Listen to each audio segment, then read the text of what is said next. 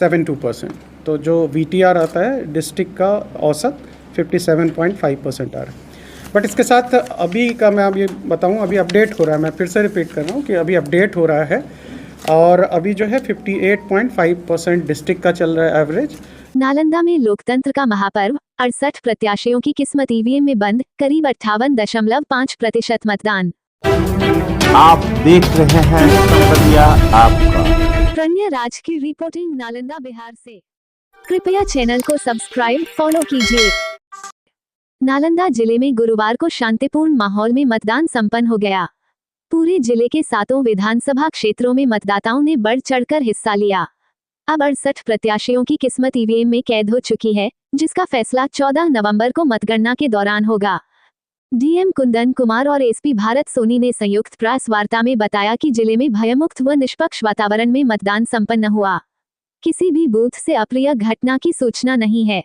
शाम 5 बजे तक जिले का औसत मतदान 57.58% दर्ज किया गया, जो अंतिम आंकड़ों में बढ़कर लगभग 58.5% तक पहुंचने का अनुमान है। डीएम ने इस बार चुनाव में भारत निर्वाचन आयोग द्वारा किए गए नवाचारों की सराहना की। हर बूथ की निगरानी वेबकास्टिंग से की गई। मतदाताओं की सुविधा के लिए मोबाइल रखने हेतु हैंगर और लाइन से बचने के लिए टोकन सिस्टम जैसी नई पहल की गई थी। एसपी भारत सोनी ने बताया कि निष्पक्ष मतदान सुनिश्चित करने के लिए सुरक्षा के कड़े इंतजाम किए गए थे। जिला पुलिस के साथ साथ सीएपीएफ के जवान भी पूरे दिन तैनात रहे। जिले में शांति भंग की आशंका के मद्देनजर 127 लोगों को एहतियातन हिरासत में लिया गया। वहीं हरनौत के बूथ संख्या 280 पर कुछ स्थानीय लोगों ने समस्याओं को लेकर मतदान का बहिष्कार किया। इसके अलावा बिहार शरीफ के अंबेर मोड़ इलाके में सुबह हल्की झड़प की सूचना मिली, जिसे पुलिस ने तुरंत नियंत्रित कर लिया। कहां कितना हुआ मतदान प्रतिशत में? नालंदा 60.63%, हिलसा 60.31%, राजगीर 60.08%, इस्लामपुर 59.84%, हरनौत 55.72%, अस्थावा 54.65%, बिहार शरीफ 53.05%। 72%। तो जो VTR आता है डिस्ट्रिक्ट का औसत 57.5% आ रहा है। बट इसके साथ अभी का मैं अब ये बताऊँ, अभी अपडेट हो रहा है, मैं फिर से रिपीट कर रहा हूँ कि अभी अपडेट हो रहा है और अभी जो है 58.5% डिस्ट्रिक्ट का चल रहा है एवरेज।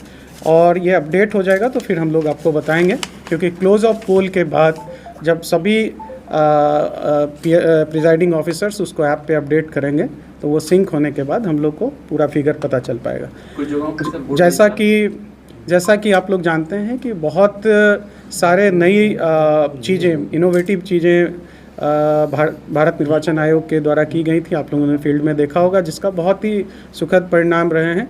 जैसे फॉर एग्जांपल मोबाइल हैंगर्स थे, टोकन उसमें बट रहे थे। मॉडल बूथ्स भी आप लोगों ने देखा होगा, बहुत अच्छे तरीके से चल रहे थे। इसके अलावा जैसा कि आप लोग जानते हैं कि बहुत सारे नई चीज़ें, इनोवेटिव चीज़ें भारत निर्वाचन आयोग के द्वारा की गई थी। आप लोगों ने फील्ड में देखा होगा, जिसका बहुत ही सुखद परिणाम रहे हैं। जैसे फॉर एग्जांपल मोबाइल हैंगर्स थे, टोकन उसमें बट रहे थे। मॉडल बूथ्स भी आप लोगों ने देखा होगा, बहुत अच्छे तरीके से चल रहे थे।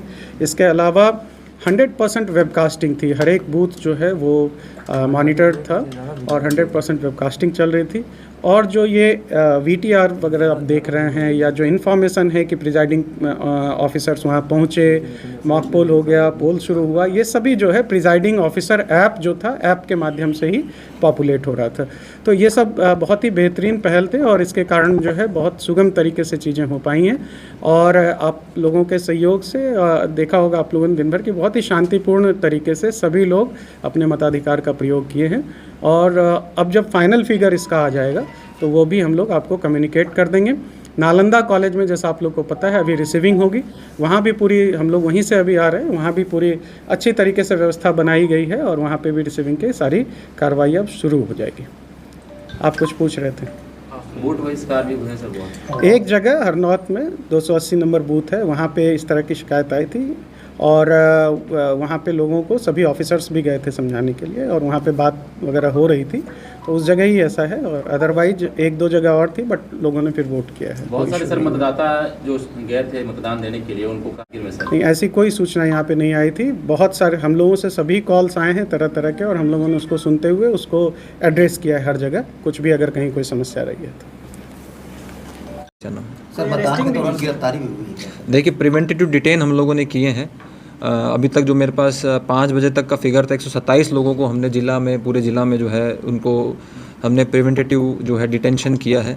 और जैसा कि आपको पता है, उनको मत का प्रयोग, जो कि इलेक्शन कमीशन का गाइडलाइन है, उनका मत का जो है वो अपना मत करते हैं। उसके बाद अगर हमको लगता है कि उन पर एक्सटेंडमेंट CCA 3 वगैरह की कार्रवाई है, तो उनको हम लोग डिटेन करते हैं।